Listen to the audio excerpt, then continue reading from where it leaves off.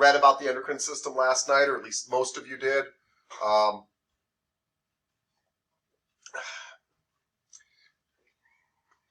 So the things to kind of remember about the endocrine system are that it's really the endocrine system and the nervous system working together that keep your body in homeostasis, right?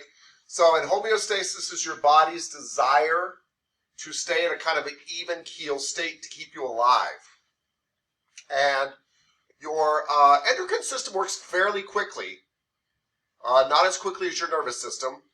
I mean, your nervous system travels at the speed of electricity, and your endocrine system usually has to travel through your blood, so it's a little bit slower. But the two of them regulate your body. And very simply put, if I had to sum up the endocrine system is the system of hormones in your body, and hormones are chemical messengers that speak to your cells. And that is the truth, by the way. I mean, I don't know if they talk to them in the traditional sense, but hormones are chemical messengers that turn cells on and off to produce things. And that therefore they tell you when to grow, when to stop growing. They tell you when to ramp up all sorts of activities in your body and when to ramp them back down again. And so the endocrine system is really a system of chemical messengers, hormones, that speak to your body. The amazing thing about hormones is usually they can turn a cell on and ask it to produce something without being used up, so that messenger can keep floating around your entire body and turn on a whole bunch of stuff at once.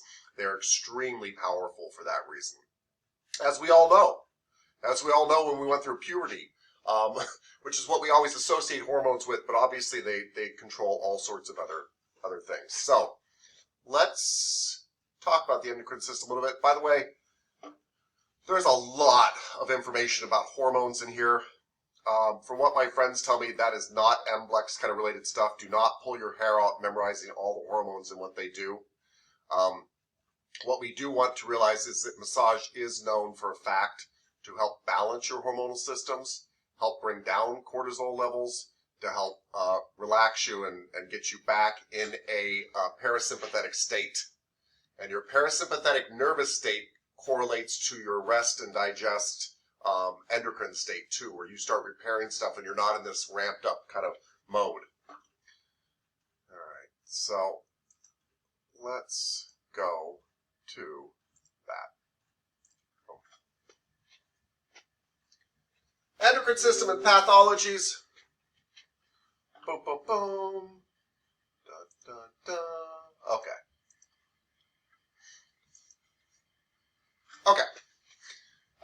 So this is just what I just said. The endocrine system works with the nervous system to coordinate body functions. So your endocrine system and your nervous system work alongside each other to regulate all sorts of other systems in your body. And many cells in your body can accept messages from both. That's what they mean by cells have receptors for both. Neurotransmitters come from nerves. Neurotransmitters come from nerves. So cells that have receptors for neurotransmitters can be hooked up to your nervous system. And and cells also have receptors for hormones, which means the endocrine system can be affected by them too. They can be affected by the endocrine system too. So for many of your cells in your body, they can be caused to do stuff based on what the nervous system is telling them and also what the endocrine system is telling them. Your muscles. That's something we work on every day. Your skeletal muscles. Your skeletal muscles are obviously hooked up to your nervous system, otherwise you'd never be able to move around and do stuff. This is my nervous system firing neurotransmitters at my muscular cells and telling them to contract. But my muscular cells are also affected by things like the testosterone in my body, which tells them how much to grow, right? So those cells can be affected by both these systems, and they're both used in regulating the body. Just a little example. Endocrine system tends to be a little bit slower because those hormones, those chemical messengers have to go through your blood and get pumped around your body. And that doesn't take that long, But, you know, a few seconds is a whole lot longer than a millisecond, which is what your nervous system can usually send a signal in. Your nervous system can usually fire so fast you don't even know it. So for real instantaneous reactions, your nervous system will kick in. Like when you're scared, your nervous system will kick in and get you to start running, but then you feel the flush of hormones coming just seconds afterwards that start pumping in as well. You've got two main types of glands, and oh my gosh, you've got so many glands in your body, it's mind-boggling, but you've got two main types of glands, which are endocrine and exocrine. And these words should sound kind of familiar. So the endocrine glands are inside your body. The endocrine glands are inside your body, and they are the glands that we normally think of inside our body, and they are squirting out hormones into your bloodstream. And those hormones go floating around your bloodstream and turn on or turn off cells as they go by them. If the cells have a receptor for that particular hormone. They don't do it with all of them. Exocrine glands are the ones that you notice when you are sweating, when you're stinky from sweating. Those are glands that are on the outside of your body in your integumentary system. Those are exocrine glands. They are exiting the body. This chapter is going to be focusing really on endocrine glands from the endocrine system, right? The exocrine glands we mainly deal with in the integumentary system, in the skin. Cool. Just to make that big division. These are major gland areas in your body. Your hypothalamus and your pituitary gland, which are inside your brain. These two glands, by the way, inside your brain often make hormones to get other glands to make hormones. Just kind of like your brain sends signals to get other things to do stuff.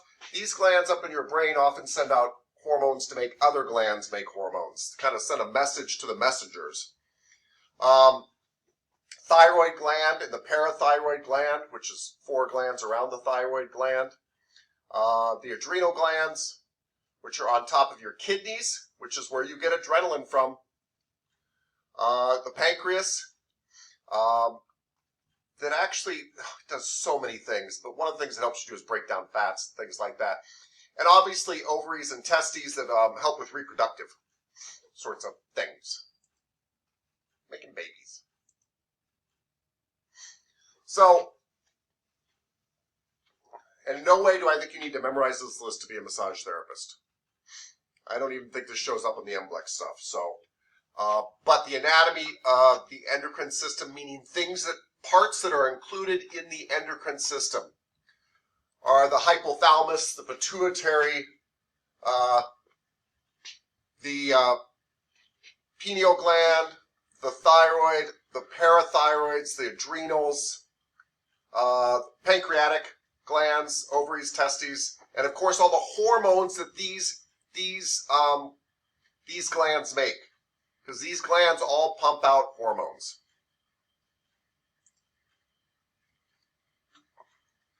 So, what does this stuff do? What does this stuff do? Well, these glands produce hormones. That's their job. And hormones are chemical messengers. And those chemical messengers then go to cells to help regulate your metabolism. As Clayton was talking about blood sugar. That is definitely one of the things your hormones do. That is life or death for us. As anybody who struggles with diabetes can tell you. These hormones help us to adapt with stress. And by the way, sometimes you need to be stressed. So sometimes it's good to be in fight or flight mode. Don't get me wrong. The problem is in our society we tend to be in it too much. But they do a lot of really important stuff, which is regulate your electrolytes in your body, which is really the salt and potassium and calcium balances in your body. And why that is so important is if you think about it, and I'm not trying to be weird, but you are kind of a big flesh sack of fluid. And that fluid has to be in a really good balance or you die. Like, it's really shocking. And we don't really think about it, and we don't have to because our body's amazing. I could go swallow a half a cup of salt right now, and I will live. It's probably not the best thing for me. And I can go swallow a half cup of sugar right now and I will live. But if that stuff didn't get regulated by my hormonal system, I'd drop over dead in about a half a minute. It's way too much of those compositions coming into my body. But my body knows, like, what the hell is this guy doing? And it shuts down all sorts of salt uptake systems and pees that out of my body and starts filtering that out. It immediately goes in and starts dealing with what I put in. So essentially, I'm not saying this is the way we should live our lives, but essentially our body is very self-regulating, and it secretes hormones to help balance out all the junk we put into it, to make sure that we don't mess up this very delicate chemical balance that has to stay in a very thin parameter to keep us alive. And of course, hormones help us with the reproductive processes, but this is highly overemphasized. And what I mean is, yes, one of our big important things to do here on the planet is probably make babies so there's more humans so they can go to massage school and I can keep my job. But your hormones are working all the time. Whether you're in your reproductive years or not, whether you're ever going to have children or not, that's just one tiny thing they do. It's just the thing we always think about when we talk about hormones. Hormones, I'll say it over and over again. Honestly, I don't want to dumb this down too much, but if you walked away with nothing but remembering that you have glands in your body and those glands produce hormones, and those hormones are chemical messengers that regulate the activity of other cells, you'd pretty much understand the encapsulated concept of the endocrine system at the level you need to understand it as a massage therapist. Remember that your cells are little factories. They don't just live. They're very much like you, by the way. A cell is a basic living unit of life. Basic living unit of life, meaning it can process energy, it can produce stuff, and it can reproduce, which is all the stuff you can do.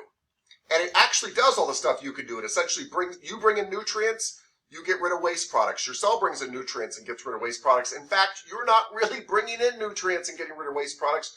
You are bringing in nutrients for your cells and getting rid of their waste products. You're not peeing your pee, you're peeing your cells' pee. So, what these hormones do is tell those cells to produce things or not produce things. And the cells know whether they should produce, more energy or less energy, more proteins of a certain nature, more hormones of another nature, whether they should uptake more fat or release more fat, whether they should uptake more sugar and release more sugar, whether they should process more salt or not process more salt. So this really tells the factories in your bodies what to do.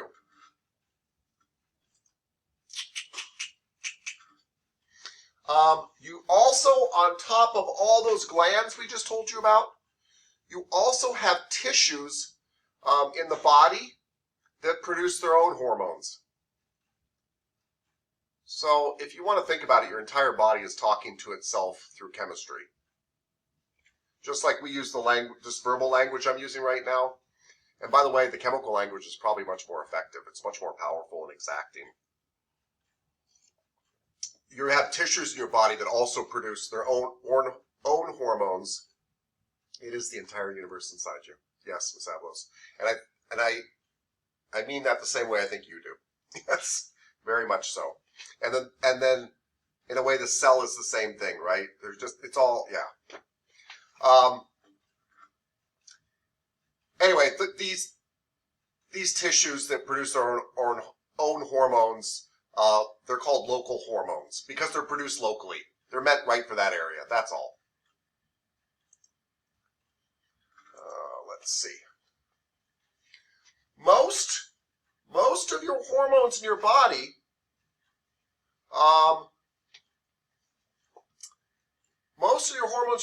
work on what's called negative feedback regulation, which is that they're usually telling a cell to move things in the opposite direction. So if your blood sugar gets too high, the hormone is actually telling it to bring it down. They're usually, not always, but they're usually throttling things back when they get too much. Usually they're a governor to set the high end of things, and they're pulling things back, and that's why they're called negative feedback. Don't worry about it. But the point is they are usually trying to move things in the opposite direction. So they're catching when you eat too much sugar because Miss Rader's candy is just too damn good. Your insulin comes in and actually starts pulling that sugar down from your blood. That's what's getting it set off. What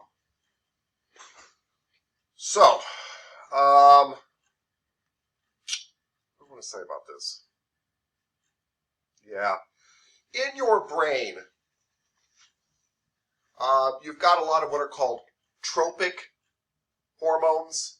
And again, this is a word you will never hear after today, I honestly think. I've never heard it once used in the massage community. But the fact is that a lot of the glands in your brain actually produce tropic hormones. And these are hormones that actually stimulate other glands. This is what I said before. So just like your brain sends out nervous signals to your body to do stuff, it's the command center. The glands in your brain tend to be the command center of other glands, right? They're the manager. So they send out a chemical messenger, but their chemical messenger goes to another gland and says, hey, ramp this up.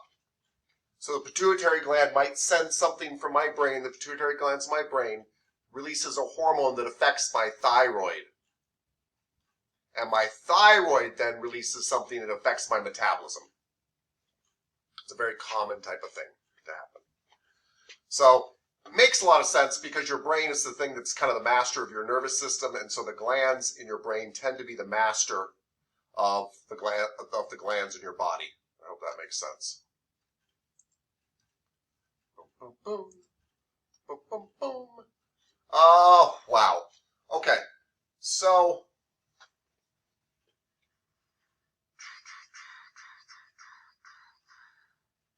we are going to get into a lot of compartments of your brain and what hormones they secrete and such. And I don't want to downplay this because these are life or death hormones, actually, most of these. But I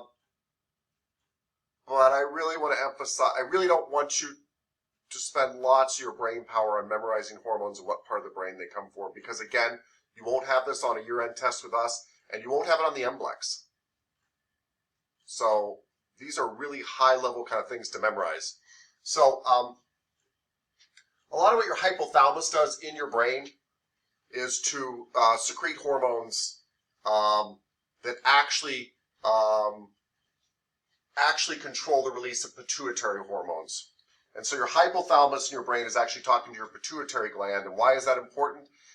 Because your pituitary gland controls a lot of your growth. Your pituitary gland is about the size of a pea deep inside your brain, and it controls a lot of the growth in your body.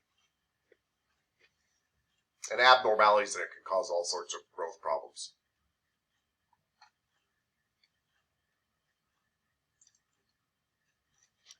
So where the pituitary gland is located, though, is of very extreme interest. This bone up here that looks like a bat, I think it looks like a bat, kind of a cool bat, yep, is a bone found in your skull. It is a bone found in your skull, and the pituitary gland sits right in it. And this is your sphenoid bone. And it actually goes from one side of my head to the other side. It actually touches on both sides here. It's actually inside my mouth too. And the pituitary gland kind of sits in there. Now, I'm not going to make some outrageous claim about how that affects the pituitary gland when that bone moves around and stuff like that. I honestly don't know. But I can tell you that this bone is actually a key placement holder in your whole head because all these other bones attach to this bone. And when we learn the skull, it's an extremely important bone, and we think that slight shifts in it might cause headaches, though, because there's so many other bones linked to it. Your temporal bone hooks up here, your frontal bone hits up here, your maxilla hooks into it. All these bones hook into it because it's this big bat-wing-shaped bone that goes through my head, and the pituitary gland, for whatever reason, sits right in the center of it, like it's the command center. It's kind of interesting.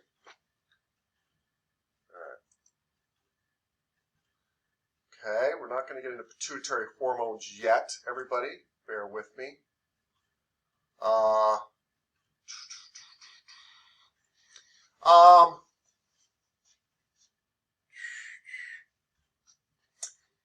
So, some of your pituitary hormones, I said, actually affect growth, and one of the main things it produces is human growth hormone. You might have heard of human growth hormone because for a while some bodybuilders were taking it because it would actually stimulate muscle growth. Problem is it can also stimulate bone growth. The pituitary gland also affects your thyroid, which has a lot to do with your, what am I trying to think of? Please help me, your metabolism. Thank you. There is a lot of evidence to suggest that massage balances hormonal levels. And so there's a lot of evidence to suggest that if you are having thyroid problems, if you're having any type of hormonal problems, that your hormones are more likely to come into balance when you reduce stress levels, and that massage helps do that. So again, this is a really classic example of us not fixing somebody, but us putting somebody in a state where they can fix themselves. It's one of my favorite things about massage. Yes, Ms. Dimitri, please. I have my thyroid removed, and I don't recommend anybody ever do that. If you have to get a partial out, take partial. But THS, if that's triggered by the pituitary gland and there's no thyroid, what does it do? Because they always test me for it. Yeah, so it doesn't do a lot if you don't have a thyroid there. Do you have to take like thyroxine and things like that? Every day. Got it. So that's what it would be stimulating, right? I don't know why they're testing for TSH still. That and T3 or T4 as well. Interesting. So they test for a few things. Embarrassingly enough, I don't know the answer to this question. I would have thought they would just check your. I mean, the only thing I'm familiar with, because this is my level of biology, by the way. I apologize, everybody, but the TSH. The only thing I'm really aware of it is it stimulates the thyroid to secrete thyroxine, which is what you're taking. And I would think they would just test your thyroxine levels. But what I do know is that most hormones and glands actually affect about 20 things. And so even in this chapter, even if you read every last thing, they're just telling you the highlights of what it does. So I'm guessing that TSH does a whole lot of other things that have nothing to do with the thyroid gland. Maybe it affects other glands, and they want to make sure it's still firing. And the reason I would guess they're doing that, and this is a guess, but it's one based on science, is a lot of these glands have feedback systems where they kind of talk to each other, and they're like, yeah, I got your message. And so they probably want to make sure that because your thyroid is gone, that your brain hasn't stopped sending out this TSH because it affects other things in your body. That's my guess for that. Maybe Ms. Abelos can save me here and even add to that idea, please. Your thyroid is your center for androgens, and TSH and your T3, T4 control your reproductive hormones. Yeah. And so they check that level, especially with females and males, so that you don't produce too much like progesterone or testosterone inside of a female body, and then the other way around too. So you have a hard time regulating your reproductive hormones when you lose your thyroid. So that's why they test for that, because if your reproductive hormones are off, then everything's off. So if one thing goes wrong, so it'll affect the way that you process things, produce serotonin, oxytocin, all of it, and produce more cortisol if your reproductive hormones are out of balance. So that's why they test for that. Yeah, what she said. The thyroid's so important anyway. I know we take it out, but it's super important. I don't know if you know it, but a virus never leaves your body, and the virals that you do have, they hang out in the thyroid. So when they activate, that's where they're coming from. Most of your pathogens are stored there. It's like a little prison. But anyway, keep getting the test done. You never know. Yeah. Good advice. Good advice from you too, Miss Demetra, which is you don't want to have glands removed. They speak to way too many things. And Miss Avalos pointed out something, a lot of amazing things in what she just pointed out. But she's right about the thyroid gland storing all the pathogens in your body. You guys have immune cells that actually travel to the thyroid to train to be more badass at being immune cells. And they really go there to get familiarized with all the enemies you fought in the past and to mature into better immune cells. It really is like a ninja training camp for your immune cells. And they go there, and it's kind of like mug shots of all the past things that you have fought. And they really do become more mature immune cells in the thyroid there. And then this is why adults tend to get less sick than children, because your body actually kept a record of everything you fought off. And then it trains new cells to be like, hey, look out for these guys. We saw them 10 years ago, 20 years ago, 30 years ago. And that's true. That's all stored in the thyroid thing. Yeah. Forgot all about that. That's amazing. It's amazing. Very amazing. I love it. Miss Hendrickson, please. I was wondering if females have any testosterone and if males have any estrogen and progesterone. Yes. Are those produced in the ovaries and testes Yes. as well? Yes. So we all have the same hormones. We have them in different amounts. Radically different amounts. And by the way, I mean, even individual males and females have them in radically different amounts, right? And we're learning that sexuality isn't even binary anymore. So I always hate kind of lumping people into these two categories. But yes, anyway, the short answer is I have estrogen in my body. You have testosterone in your body. Most likely you've got a whole lot less testosterone than I do. And I have a whole lot less estrogen than you do. And some really interesting things happen too. Like the reason I have estrogen in my body is part of my testosterone gets changed into it later and such. So Later, like in a cycle? Or yeah, like in a cycle. Not later in life, in a cycle. Yeah. Yeah, I remember there was like I think it was an Olympic athlete who was, I think a runner, and Very famous. he had like really high testosterone Yes. just, like, naturally, and I think she got like disqualified or something because Yes. she just naturally had more testosterone. Yeah. It's a very famous case. It was a really big deal in the Olympics. She naturally had more testosterone. She was raised as a girl. She considers herself to be a girl. And she was definitely not trying to do anything shady. Nobody accused her of that, luckily. And she was an incredible runner. And they tested her, and she had abnormally high testosterone levels. And they said, well, you can't compete. And I think she even there was controversy over one of her options was to take drugs to lower her testosterone so she could compete as a female. And it sparked this huge debate because it's not quite fair to let her compete against the other women, but it's also not quite fair to tell her to modify her hormones to do this thing. And yes. Yeah. Yeah. They've also, by the way, found some really interesting things with that Olympic athlete in particular. They started studying a lot of stuff, and testosterone in certain events is actually not that helpful. So in powerlifting it is, but it seems like a lot of endurance sports, it's not really that big a deal. And so it just depends in certain things. Anyway, but you're right. That's a huge controversy about what makes somebody male and female, actually. Yeah. Yeah. It's interesting. Mr. Ma, please. Yes, sir. I have a question. So the thyroid stimulating hormone remind me of sick disease. That is hyperthyroidism. Yeah, hyperthyroidism, and there's also hypothyroidism. Yeah, too high Yes, and sir. too low. I have some friends. My parents' friends. We are very close relationship, but they have this disease, and their personality is very excited all the time.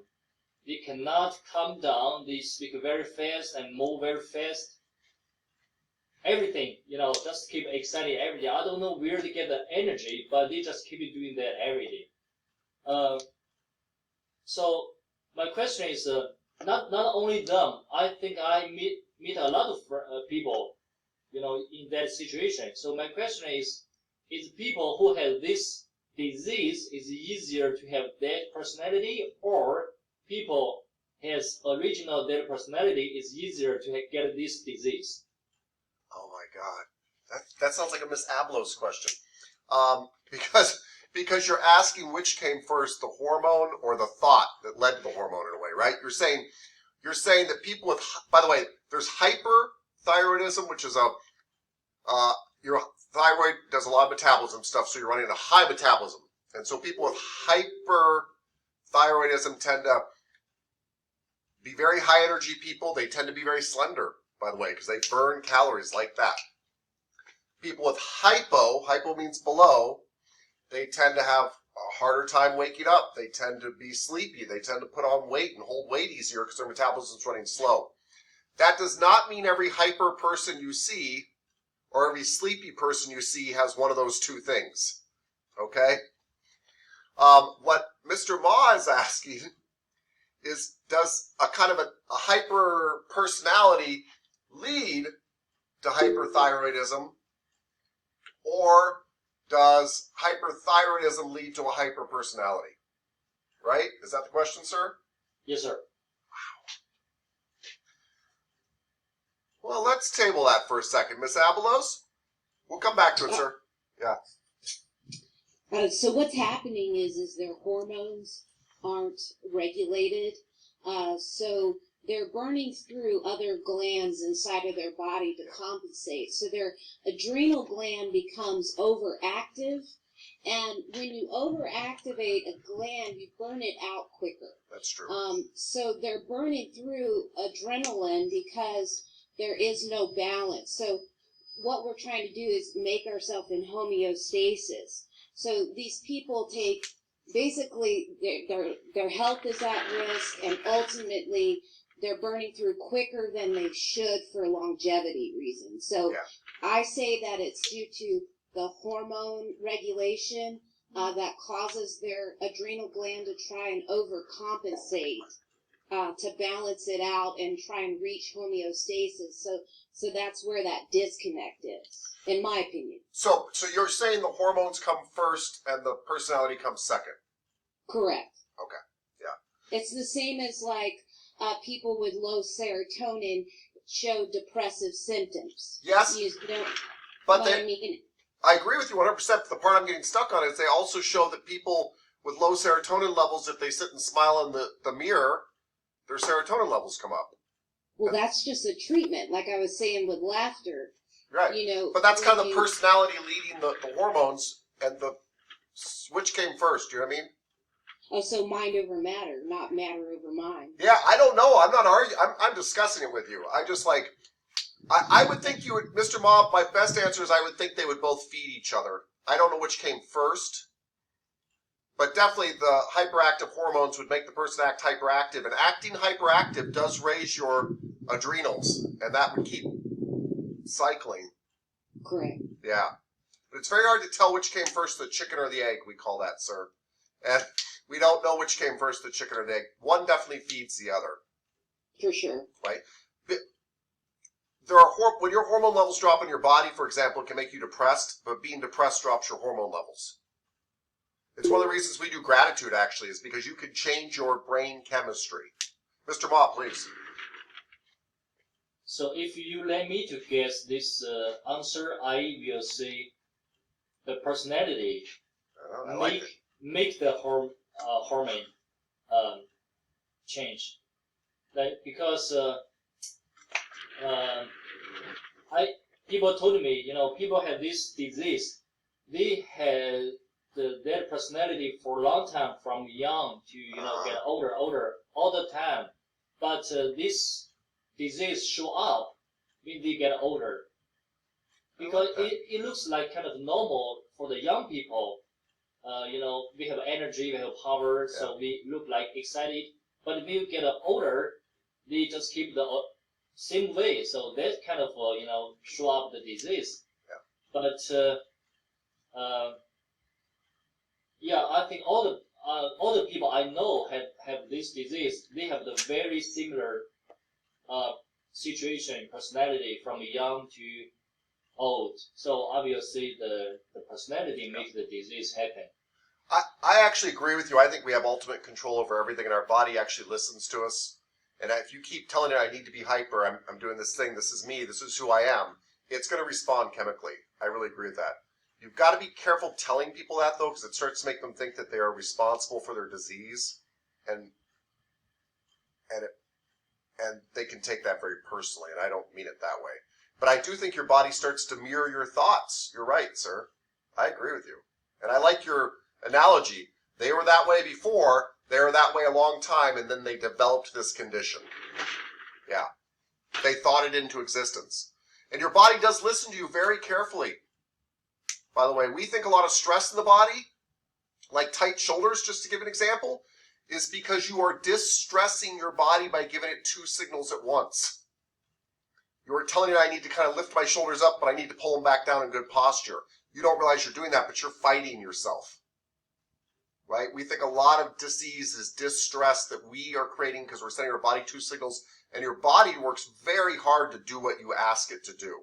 And if you're asking it to be hyper all the time, it will learn a way to be hyper all the time. So I'm with you. I really like that point, sir. There we go. Okay. And maybe that is a good place for us to stop and take a break. So, and even if it's not, we're going to stop assignments for you guys for teeny tiny presentations tomorrow. But let's get back to hormones.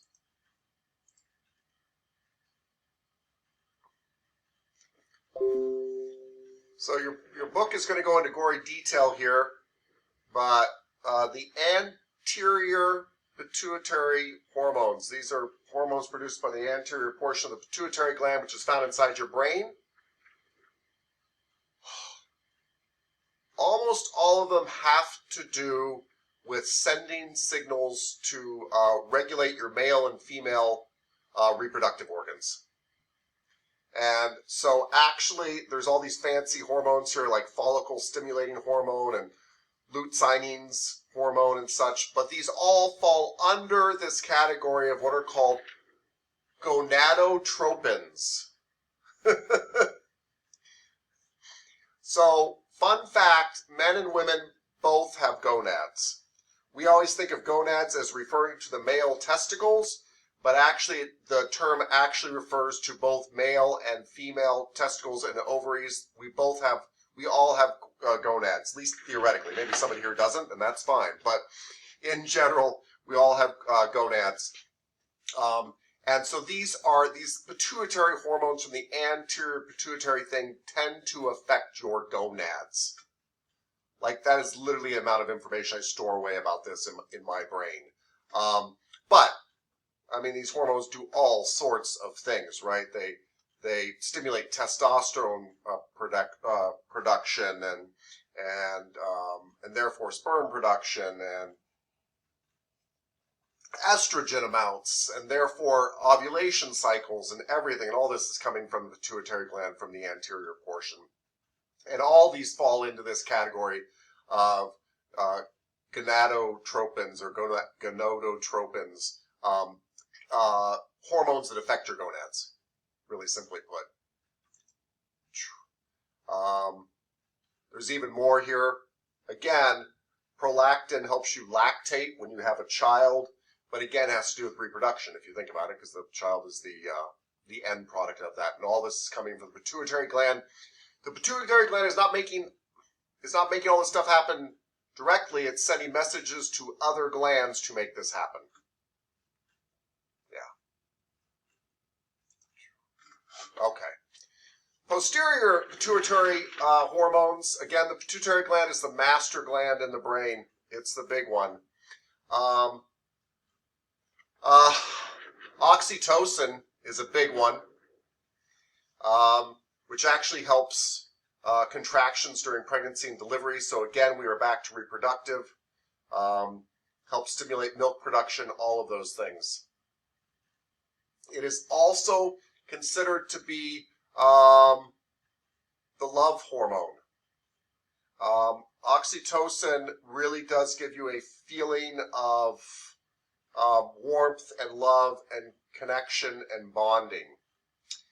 One of the things that breastfeeding does is share that hormone between mother and child so they can bond. Super important. It is something that is released when we are touched. So it is released in sexual activity, but is released in massage activity too. So your clients will feel bonded to you. You have helped release oxytocin in their body, and they're going to be like, oh, they get a little starry-eyed, which is why you want to rebook them right at that point. That is a healthy thing as long as you establish good boundaries. But it is truly the bonding hormone. Really helps us bond to others. Super important. And massage releases a lot of it. Healthy touch releases a lot of oxytocin. Really helps elevate people's mood. Helps them build trust. The only other thing I will say is this is the other reason as a massage therapist that we need to be of the highest ethical standards. Not only do we have a naked body there in front of us, right? This person that has entrusted their body to us, and all the things that entails, but in a way we have a naked brain there too, because their brain is soaked in oxytocin when we're working on them, and they're in a very trusting state. And so breaking that trust physically or emotionally at this point is kind of one of the worst transgressions you could make, right? This is a lot different than me accosting you when you walk down the hallway. And I'm like, hey, yo, Savarino, I hate you, right? And she's like, all right, that's weird, but I can deal with that, right? But when she's all warm and fuzzy and laying on the table and she's naked and she's actually feeling like, oh, I kind of trust this guy, and then I do something distrustful, she's let down her barriers. It's really the worst time. It's the reason we really need to treat our clients like they're little babies on the table, right? They're in a highly vulnerable state, and by the way, I want to say this too, highly suggestible state, because they also have high serotonin levels released too, which make them feel very connected as well. So people are highly suggestible when they're either in great bit of fear or also great relaxation. So tiny little comments like, oh, that's kind of weird. That is not something to say to a client ever. That is kind of weird. Will burn into their brain for the rest of their life. And you will change people's lives, by the way, in this highly suggestible state. Just by saying stuff like, oh, I see that all the time. That's a Tapscott thing, right? I always said, I see that all the time. But I really mean it. And I've had so many clients, not thousands, but I've had 10 or 20 clients walk out of the room and be like, I've been worried about that my whole life. You mean my feet are normal? Yeah, your feet are normal. You got 10 toes, they're normal. They're normal. Oh my God, and they're so, it changes their life. So just please use this relaxed state they're in to help them. Tell them the truth, but tell them the nicest truth you can tell them. Mr. Singletary, please. I'm sure it's happened to you. How do you deal with people hitting on you? Well, you're right, Mr. Singletary. Let's be honest. I am a very attractive man. Yeah. It's no. I've talked about this before, sir. One of the things I was luckily always married when I was doing massage. I didn't get divorced until I was a manager. And so I was always married, and I always wore a wedding ring. I wore a comfort fit wedding ring, and you couldn't feel it. And I think that helped. Now, the problem is people, men and women, will hit on you with a wedding ring, which means they're even a bigger red flag, right? They care less about that, or they like that challenge. Right. But I just found it easier to say stuff like, I'm happily married. Okay. And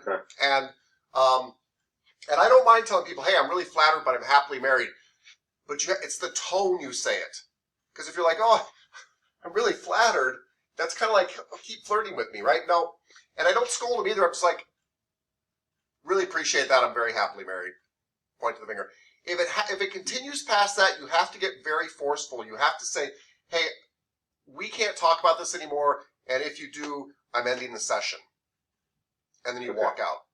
And I Have you ever gotten to that point? What? Have you ever gotten to that point? Yeah, I have. I had somebody do something very bold once, and I had to walk out. They got up off the table naked and said, "Are you sure?"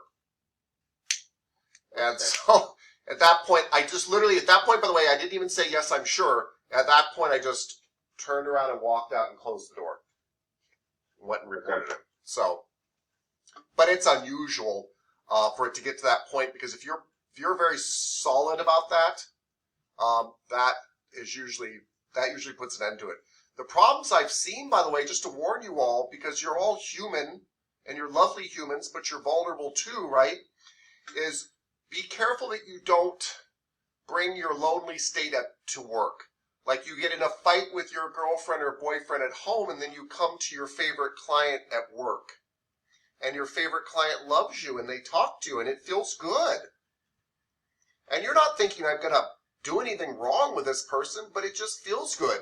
And so you let your guard down a little bit, and you're a little friendlier than normal with them. And you start to build an emotional relationship with a client that's inappropriate. And those tend to turn into other types of relationships that are inappropriate. And that's hard. That's hard. And I don't think that's hard because people lack morals. I think that's hard because we're all loving creatures. We all want to be loved. We all get lonely. We're all vulnerable, stuff like that. But anyway, Mr. Singletary, in general, I found that I could stop a lot of stuff by just the way I drape, the way I act. I tend to be very loving, but very like, we're going to get on it. Kind of like that elbowing thing, right? Like, you're coming to me, man. I'm going to love you, and I'm going to beat you up. That's what we're doing today. Like, everything I do is therapy, right? It's no nonsense. And I don't scold people either. I'm like, hey, I get it, Mr. Singletary. I really appreciate the compliment, but that's not happening today, so let's move on. And you get the message. You're like, oh, okay. Boom. Yeah. Okay. Yeah. Thank you. I've said this before. I do want to tell this to everybody. If you set a boundary, though, and they cross it, you have to leave the room. Do not sit there and argue with somebody who's broken your boundary, because that's what they want you to do, is they want you to stay engaged in the argument. So if I tell you this is it, then it's it. Miss Avalos, please. Do you think that it's better anytime you give a massage, whether it's like a loved one, a spouse, whatever, partner, that you always keep the intention therapeutic and not more about like a sexual type thing, then your intention when you massage will always consistently be about therapy, so that'll kind of prevent someone from reacting that way? I love what you're saying. That kind of happened to me by accident, because I was, like I said, always married, and so all my massage was like, and you'd come into my room and I'd be like, here we go to work again. Like, that's, it's work. And I think that is good advice. I don't know if everybody should do that, but like, I think that's good advice. And I have to tell you, that's the way massage is in my head. And not because I'm so pure in thought all the time, but when I work on my girlfriend, it's work. I'm not like, oh, hey, we sleep together. I'm not excited to get up and give her a massage. Like, it's work. You're right. And I think keeping it work is a good idea. I agree with that. I definitely, by the way, think your massage rooms should be sacred. So if you have a massage room in your house, and I know I'm getting very explicit here, I hope that's okay. But I think if you have a massage room in your house and you and your partner want to fool around, take it out of the massage room. There's something about keeping that space very sacred. Definitely at work, by the way. Oh my God, all the cases from the board are about people doing something in a massage room. Get out of the massage room. But in your own house, too, yeah, take that somewhere else, because that's your massage room. You're right. I like that, Miss Avalos. Yeah. Create some boundaries in your head. Yes. Very well said. Okay. So, but on the upscale, by the way, this oxytocin and serotonin is lovely stuff. And I actually think you can have lovely friendships with your clients that stay in the massage room. And again, I think one of the best ways to maintain boundaries in a massage room is to keep them in the massage room. The friendship needs to kind of end once the massage ends. And that way there's nothing else going on. You shouldn't be texting your client, talking to your client about anything except the next appointment outside the massage room. And you do this for multiple reasons. One is it sets real strong boundaries of what goes on. It also means they have to pay for your time again. You know, if they think you're so great, good, book me again. That's what we're doing. Cool. Good questions. Good advice. Your pineal gland does something else really kind of cool. It regulates something called your circadian rhythms. I don't know if you guys have heard of circadian rhythms, but these are your sleep and wake rhythms. It's your favorite gland.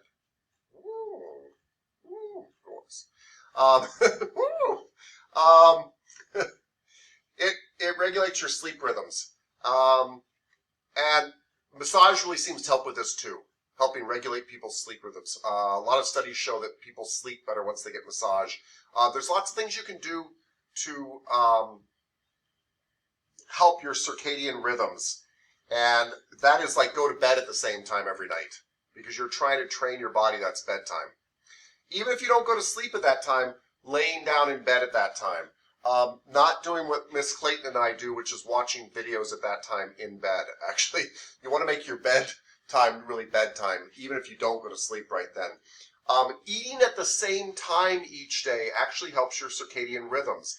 Eating breakfast, believe it or not, helps you sleep at night. So your body tends to wake up when it thinks it's time to find food. And if you are somebody who loves to eat late at night, I'm telling my body to stay up at night because we're going to be going out foraging for food. And what you really want to do is eat in the morning, afternoon, early evening, not at night. Because your body tends to shut off then and it wants to go to sleep and wake up again to forage for food again. So regular meal times, regular bed times, not watching TV in bed, these things tend to help with your circadian rhythms. Getting massage helps to tend to balance out this hormones and stuff and help with these rhythms. And the reason I'm making such a big deal about circadian rhythms is that a lot of other health stuff gets better when your sleep cycle gets in line, right? The other thing that helps with circadian rhythms is getting up at the same time every day.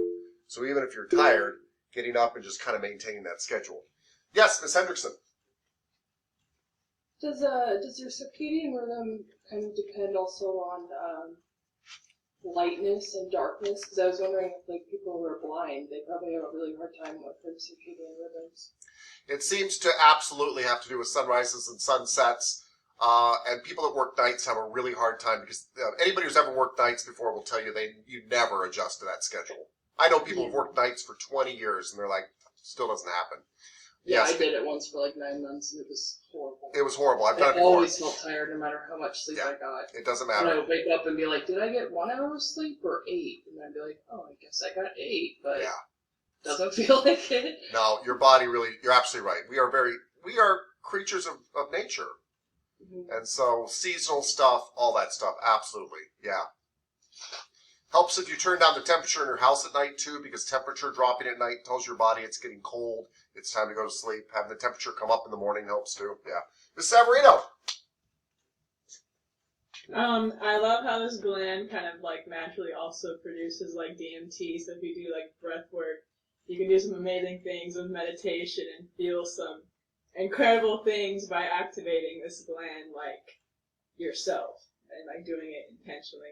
I love it. And it also helps with your like sleep. Like I had like the best sleep of my life after I did breath work for like 30 minutes. So Oh, I believe that. Yeah. it's just, I love it. So Yeah. it does other cool things. Everything you need is inside you.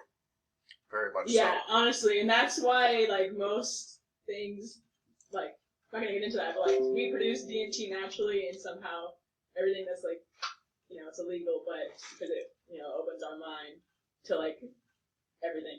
So it's just wild. I would love to show what I did with the shaman. It was wild. So Very cool. All right. Okay. I love it. Miss Carrillo. I just wanted to throw out too with eating in the morning. It also helps you start your metabolism and your digestive too. I used to not have breakfast, and then when my trainer told me that, I was like, well, now I got to start having breakfast. We gotta get that to work. Yeah. Yeah, no, you're 100% right. There's a lady who wrote an entire book about just eating breakfast.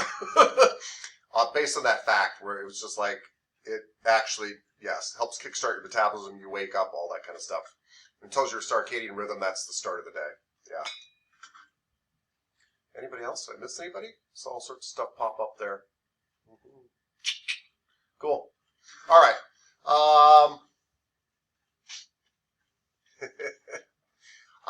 Sorry, it's the sidebar. Always gets me. All right, so, let's go on to your thyroid, which is in your throat.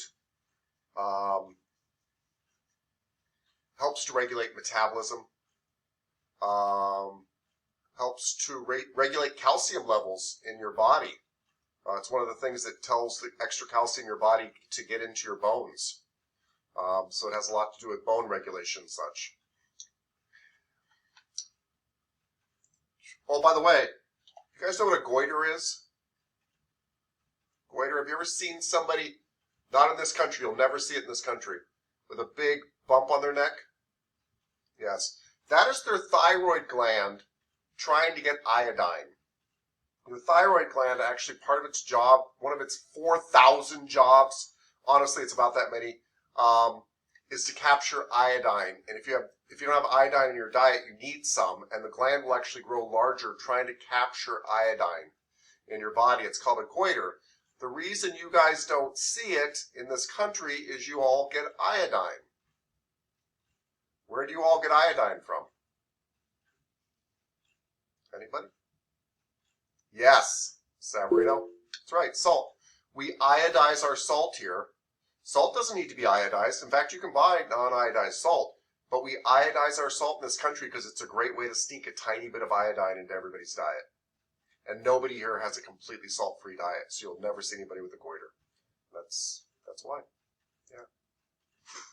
Yeah. Yes. Yeah. Okay. Thyroid. Just to let you guys know, by the way, there's the thyroid and the parathyroid glands. The thyroid is on your throat here. It's on your throat. And you have 4 parathyroids. They're these small glands in it. Superior and inferior parathyroid glands. So there's 4 parathyroid glands and 1 thyroid gland. And all this is on your trachea, your windpipe, right here. Boom. Cool.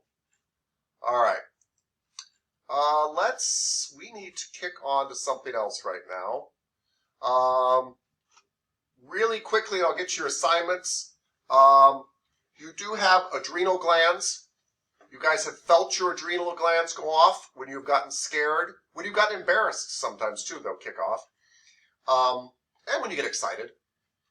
Your adrenal glands are located on top of your kidneys, and they ultimately disperse all sorts of things like adrenaline, essentially, that pumps into your blood and gets you hyped up in your fight or flight thing. This is a good thing as long as you're not always in this state.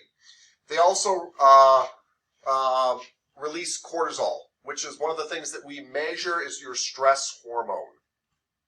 And massage is known to reduce cortisol levels. It's one of the things they measure to see if you are getting less stressed.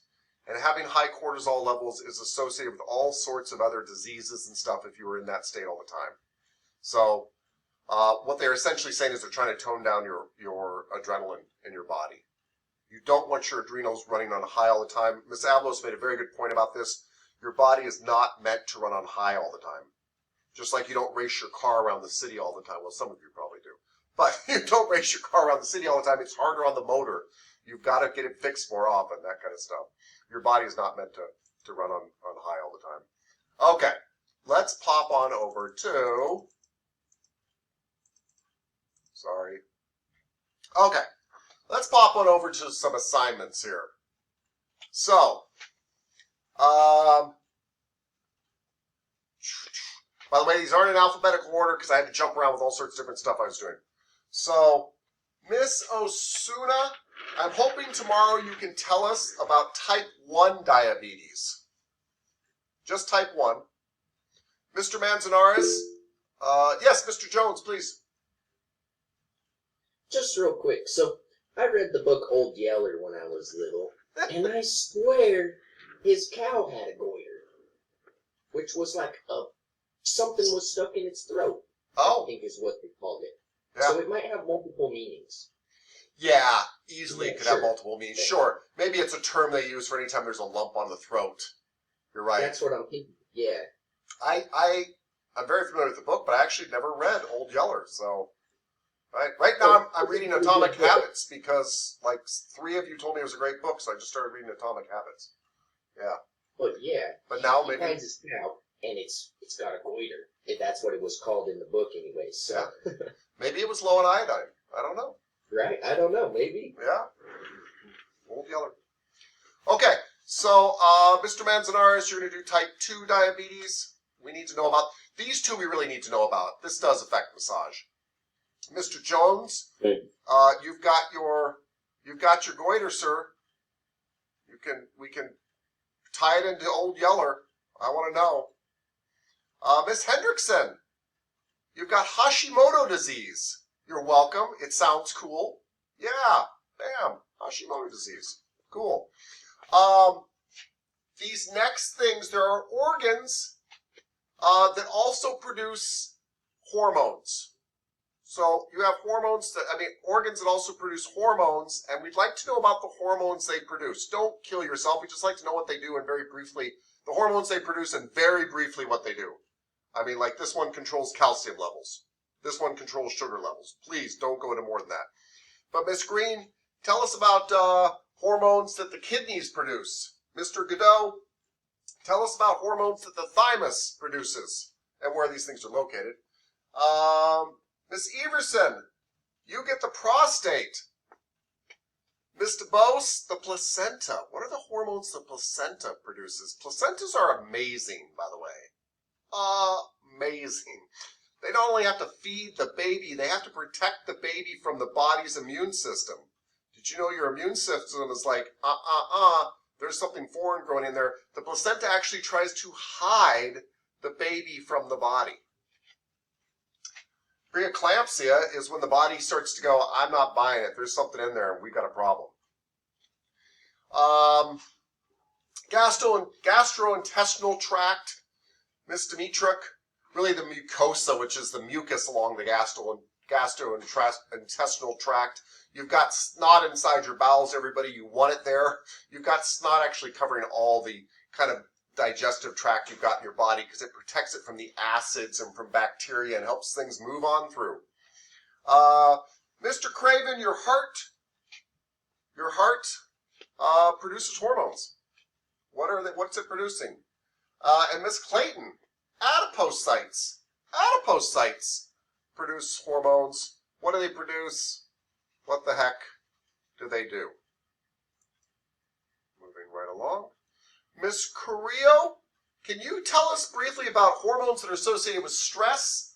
And Miss Abelos, can you tell us about hormones that are associated with well-being? Make us feel good. These are important takeaways too, these 2 here, because massage obviously helps reduce the ones that Miss Carrillo is going to tell us about and helps increase the ones Miss Abelos is going to tell us about. This has nothing to do with hormones at all, but of course we're throwing some review in there. Mr. Overman, please tell us about muscles that attach to the coracoid process. There's only a few, but be prepared to, I might ask you questions about their actions or things like that too, so, know them, but there's not a lot of them. Miss Pugh, tell us about muscles that attach to the mastoid process. Mastoid process. And,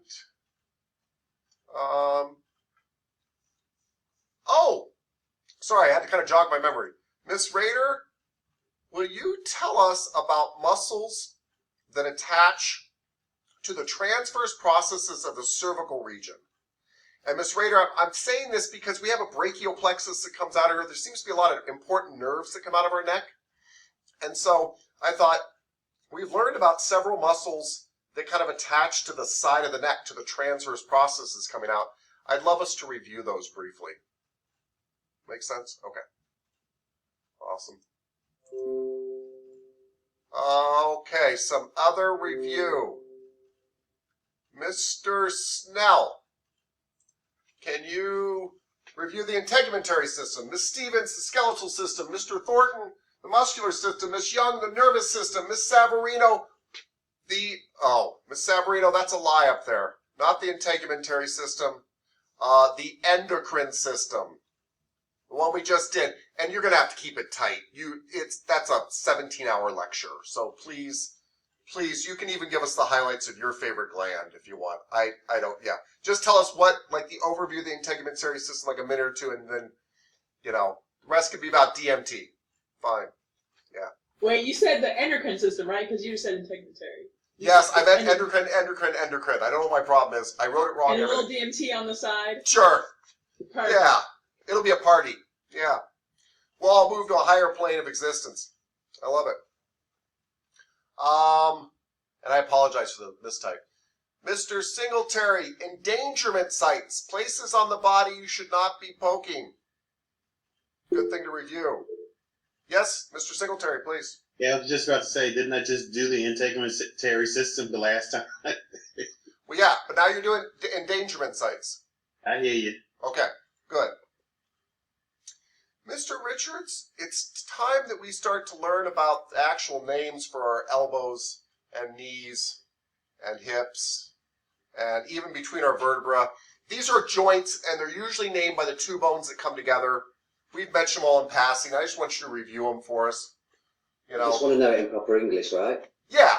I mean, okay. To give you an example, Not American English, proper English. Oh, proper English, yes. We would prefer it in proper English, yeah. Not this American crap. Just check it. Yeah. Check it. Yeah. Thank you. Who did I miss? Oh, yes. Mr. Lee, I want you to just recite, and by the way, everybody in this class will see I picked these for very specific reasons. I know Mr. Lee needs practice on this. So I hope that's okay with everybody. I don't believe in treating you all equally. I believe in treating you the way you need to be treated.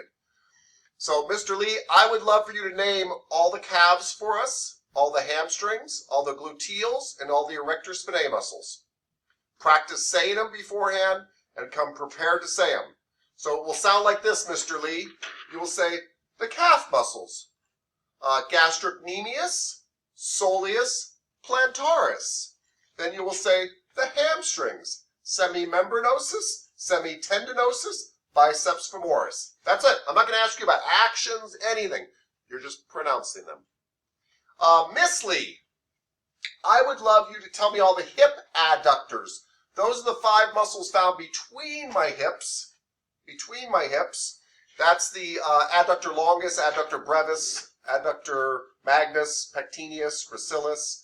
The deep 6 lateral hip rotators. Piriformis, quadratus femoris, gemellus superior, gemellus inferior, obturator internus, obturator externus.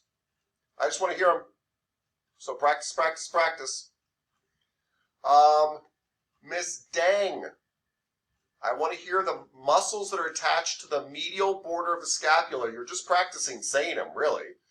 That's the rhomboids major, minor, levator scapula, serratus anterior. And Mr. Ma, all 5 abdominals. Just want to hear them. I might ask you actions too, Mr. Ma, just to warn you. But just the names. There's only 5. We're just practicing saying stuff, and that's it. I think that's everybody. I hope I got everybody. Miss Carrillo, please. Hi, I was too busy laughing because you